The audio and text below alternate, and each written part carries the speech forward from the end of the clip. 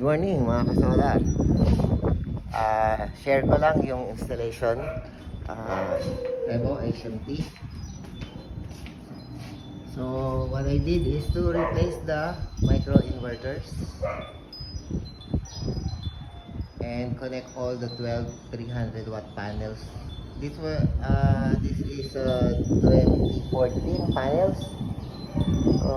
Blue Sun 300 watts. So I decommissioned the micro inverters and installed a Sorotech HMT hybrid solar inverter, which I will be using for on-grid. So there is no battery connected. We have a timer, so which turns off at 6 p.m. and turns on again at 6 a.m. So this is the panel, the breaker AC. This is the TV, and for the battery, no battery connection yet.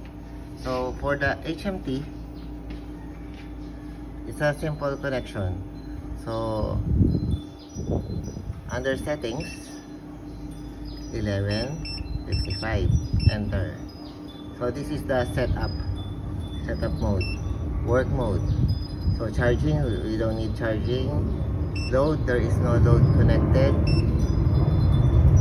Priority, these are the time settings for output source priority. There are two outputs, so output 1 and output 2, wherein the output 1 is the main and the output 2 is the other load, which can be controlled. So using these settings, so there are the AC first, start time, end time, solar AC first, start time, then the battery, and then the time settings for charge source priority, so charging, so we don't need that anymore, so because there is no battery for now. So system, language, date, time, others, the factory reset, overload, reset enabled, temperature reset enabled. So just turn this on.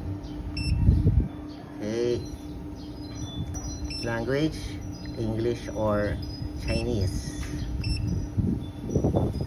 Under the AC mode, so we turned on the grid tie because we're going to send power to the grid, like this one. So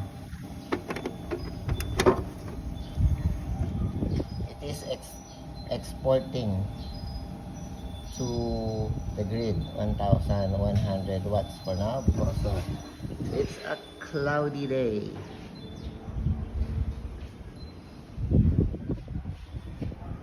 So going back,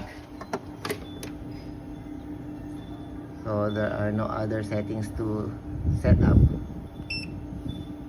So battery type, if there is a battery, we use the lithium mode, or you can use the user mode.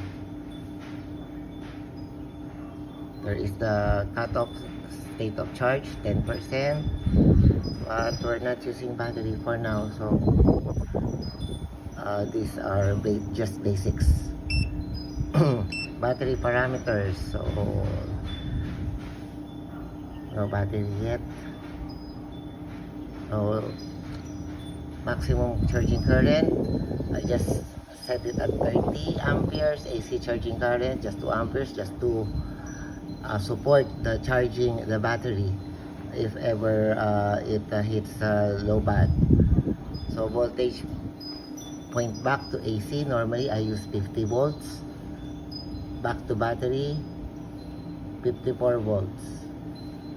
So battery discharge limit current is 100 amperes. So lithium immediately up, so battery, so off. Equalization, we don't need equalization because we are using a lithium ion phosphate batteries. So just a quick overview. This system, the other system, is connected to the DEE This is PB1, and the other PV panels are connected also to the DAE PB2. So I'll show you later the setup for the DAE, and my setup for the lithium battery is connected to the DAE. So just an overview. I decommissioned the microinverters, connected the Revo HMT, and I used a timer, so it powers on at 6 and turns off at 6 p.m. So that's it, guys. So hope you like my video. See you guys.